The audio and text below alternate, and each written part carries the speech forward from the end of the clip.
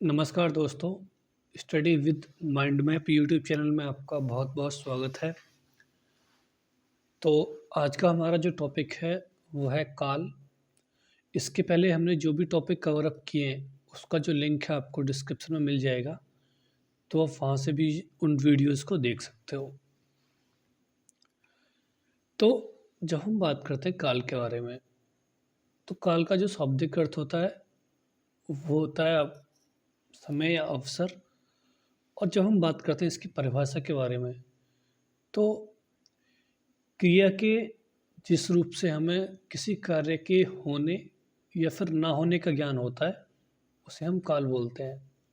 जैसे राहुल खाना खा रहा था, तो ये जो बात हो रही है ये तुम्हारी भूतकाल की बात हो रही है। और जब मैं बात करता हूँ राहुल खाना खा रहा है, तो ये वर्तमान काल की बात है। और जब मैं पढ़ता हूँ राहुल खाना खा रहा होगा, तो ये कहीं ना कहीं भविष्य काल की बात है। और जब हम बात करते हैं प्रकार के बारे में, तो काल आपके 3 प्रकार के होते हैं: भूतकाल, वर्तमान काल, भविष्य काल। और जब मैं बात करता हूँ भूतकाल के बारे में, तो ये 6 प्रकार के होते हैं। और जब हम बात करते हैं वर्तमान काल के बारे में, तो ये भी आपके 6 प्रकार के होते हैं। और जब बात करते हैं भविष्य काल के बारे में, तो ये आपके 3 प्रकार के होते हैं। और सबसे पहले हम देखते हैं भूतकाल के बारे में। तो क्रिया के जिस रूप से बीते हुए समय का बोध होता है वो आपके भूतकाल होते हैं। और पहचान के लिए इनके अंत में, इन वाक्यों के अंत में था, थी, थे इस तरह के शब्द आते हैं। जैसे मैंने खाना खा लिया था, तो ये आपका भूतकाल हो गया।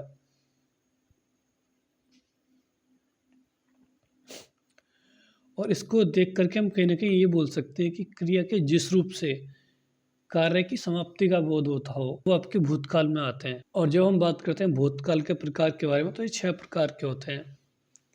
जैसे सामान्य भूत, आसन्न भूत, पूर्ण भूत, अपूर्ण भूत, संदिग्ध, अहित हेतु।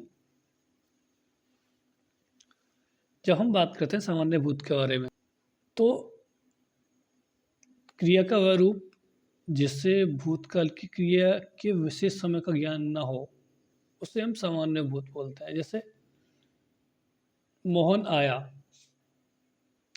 और दूसरा आता है आपका आसन्न भूत। तो क्रिया के जिस रूप से यह पता चले कि क्रिया अभी कुछ समय पहले ही पूर्ण हुई है, तो उसे हम आसन्न भूत बोलते हैं। जैसे राम खाना खा कर आया है। राम खाना खा कर आया, तो इसमें पता चल रहा है कि राम ने खाना खाया और आ गया। तो इस तरह के जो वाक्य होते हैं आपके, वो आसन्न पूर्ण भूतकाल होते हैं। नेक्स्ट आता है आपका पूर्ण भूतकाल। तो क्रिया के जिस रूप से कार्य की समाप्ति का स्पष्ट बोध होता है, तो वो आपके पूर्ण भूत में आते हैं। जैसे विवेक खेलने गया था, तो ये आपका पूर्ण भूतकाल है। अगला आता है आपका अपूर्ण भूतकाल। तो क्रिया के जिस रूप से ये पता चलता है कि कार्य संपन्न नहीं हुआ है, अभी चल रहा है, तो उसे अपूर्ण भूतकाल बोलते हैं। जैसे राम खाना खा रहा था, अर्थात यहाँ पे जो क्रिया है वो पूर्ण नहीं हुई है, तो ये आपका अपूर्ण भूतकाल हो गया। नेक्स्ट आता है आपका संदिग्ध भूतकाल।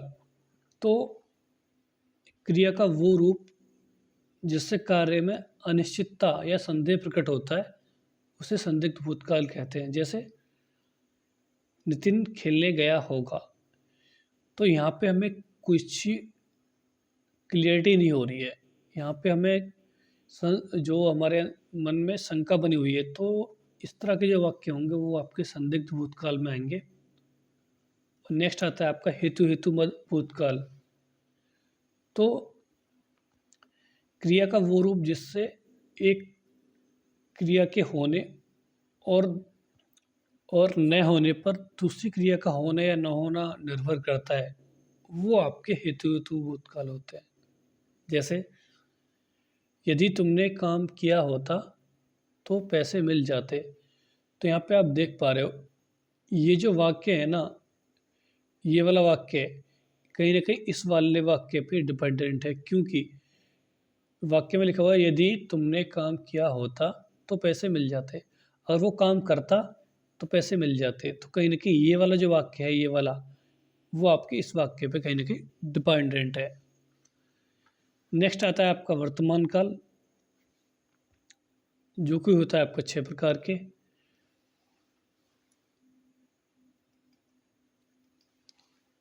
जब हम वर्तमान काल की बात करते हैं तो क्रिया के जिस रूप से वर्तमान में चल रहे समय का बोध होता है, उसे हम वर्तमान काल बोलते हैं। और इसके वाक्यों के अंत में ता, ती, ते, हैं आदि शब्द आते हैं। जैसे सौरभ खाना खा रहा है, तो ये आपका वर्तमान काल हो गया।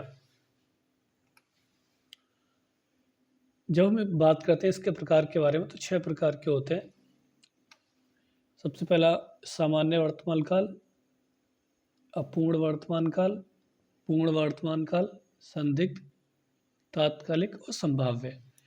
जब हम बात करते हैं सामान्य वर्तमान काल के बारे में, तो क्रिया का वो रूप जिससे क्रिया का होना वर्तमान में पाया जाता है, वो आपका सामान्य वर्तमान काल होता है। जैसे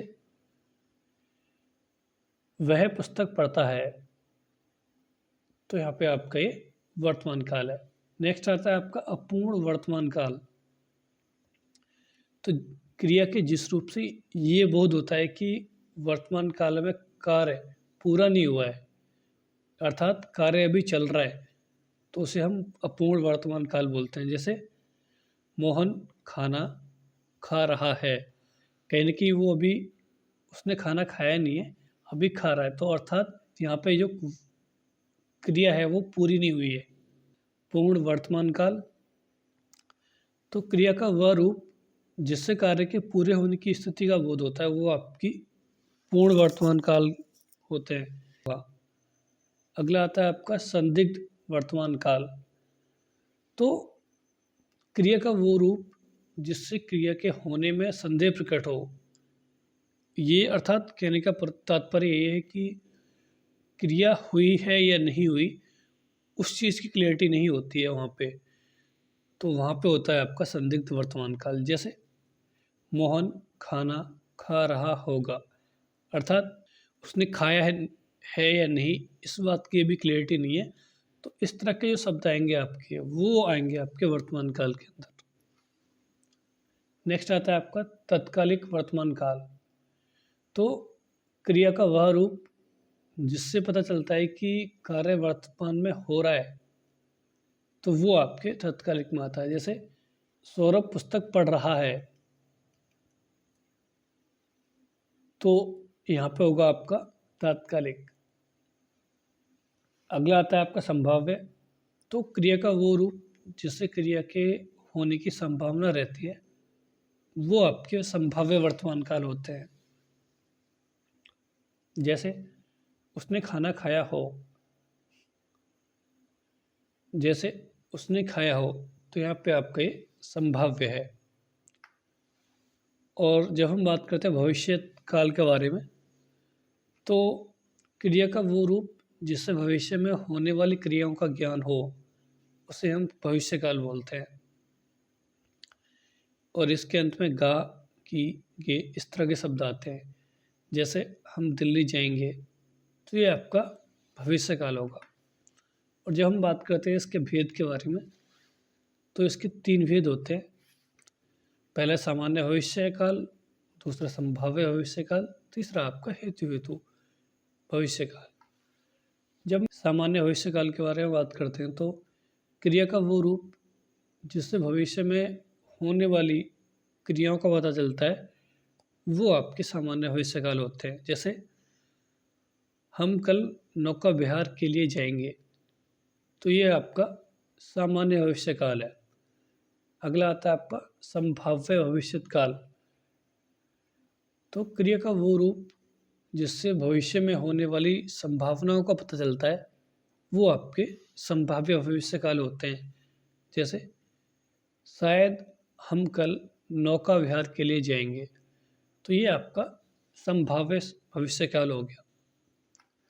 और लास्ट आता है आपका हेतु हेतु मध्य भविष्यकाल। तो क्रिया का वह रूप जिसमें एक कार्य का पूरा होना आने वाले समय में दूसरी क्रिया पर निर्भर करता हो, वो आपका हेतु हेतु मध्य भविष्यकाल होता है। जैसे वह आए तो मैं जाऊं,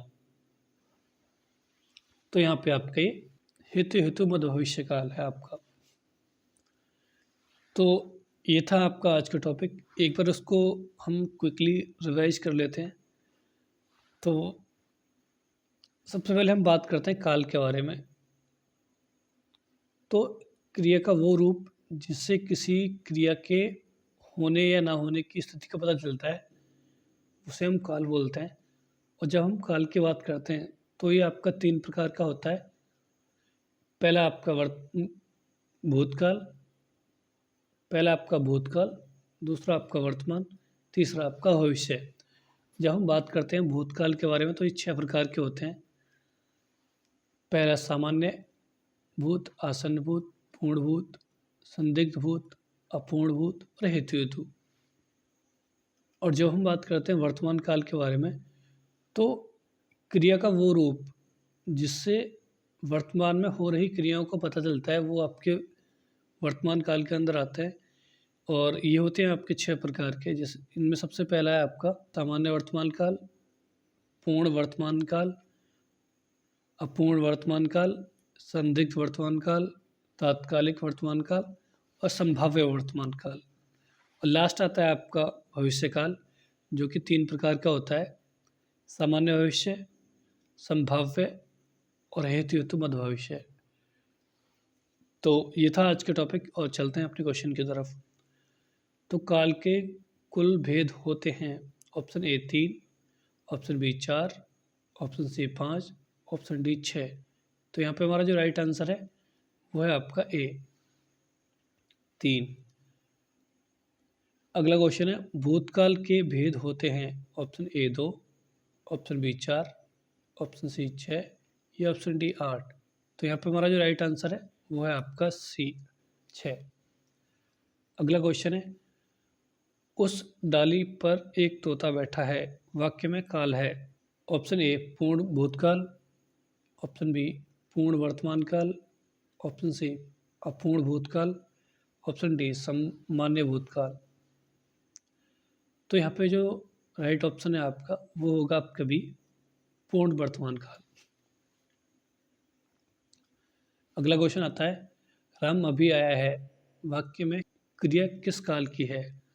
ऑप्शन ए सामान्य भूतकाल, या फिर ऑप्शन बी आसन भूतकाल, ऑप्शन सी पूर्ण भूतकाल या ऑप्शन डी अपूर्ण भूतकाल। तो यहाँ पे हमारा जो राइट आंसर है वो है आपका भी आसन भूतकाल, क्योंकि जो क्रिया है अभी अभी संपन्न हुई तो इसलिए आपके आसन भूतकाल होगा। अगला क्वेश्चन आता है सीता सो रही थी, वाक्य का काल है।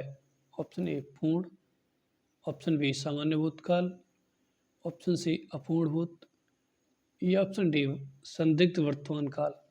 तो यहाँ पे हमारा जो राइट आंसर है वो है आपका सी अपूर्ण भूतकाल। अगला क्वेश्चन आता है वह पढ़ता तो उत्तीर्ण हो जाता, वाक्य किस काल का है। ऑप्शन ए पूर्ण भूतकाल, ऑप्शन बी अपूर्ण भूतकाल, ऑप्शन सी संदिग्ध भूतकाल या ऑप्शन डी हेतु हेतु मध्य भूतकाल। तो यहाँ पे हमारा जो राइट आंसर है वो है आपका डी।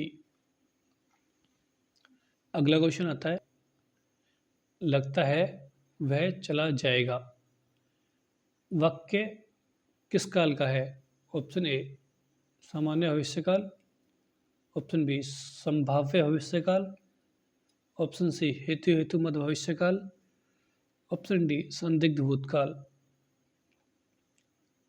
तो यहाँ पे हमारा जो राइट आंसर है वो है आपका बी। अगला क्वेश्चन आता है आपका मोहन गया, वाक्य की क्रिया किस काल की है? ऑप्शन ए सामान्य, ऑप्शन बी आसन, ऑप्शन सी पूर्ण या ऑप्शन डी अपूर्ण। तो यहाँ पे हमारा जो राइट आंसर है वो है आपका ए सामान्य भूतकाल। अगला क्वेश्चन आता है, यदि वर्षा अच्छी होगी तो फसल अच्छी होगी, वाक्य में काल है। ऑप्शन ए सामान्य भविष्यकाल, ऑप्शन बी संभाव्य भविष्यकाल, ऑप्शन सी हेतु हेतु मध्य भविष्यकाल या ऑप्शन डी पूर्ण भूतकाल। तो यहाँ पे हमारा जो राइट आंसर है वो है आपका सी। अगला क्वेश्चन आता है, भूतकाल उस काल को कहते हैं जिसमें क्रिया के बीते हुए समय में होने का पता चले, या ऑप्शन बी क्रिया के इसी समय में होने का पता चले, या ऑप्शन सी क्रिया के आने वाले समय में होने का पता चले, या ऑप्शन डी उपयुक्त सभी। तो यहाँ पे हमारा जो राइट आंसर है वो है आपका ए। तो ये था वीडियो आपका आज के लिए। हाँ, वीडियो आपको कैसा लगा है कमेंट सेक्शन में ज़रूर बताइए, और हाँ, वीडियो आपको अच्छा लगा है तो वीडियो को लाइक करिए, चैनल को सब्सक्राइब करिए, और मिलते हैं आपको नेक्स्ट वीडियो में। धन्यवाद।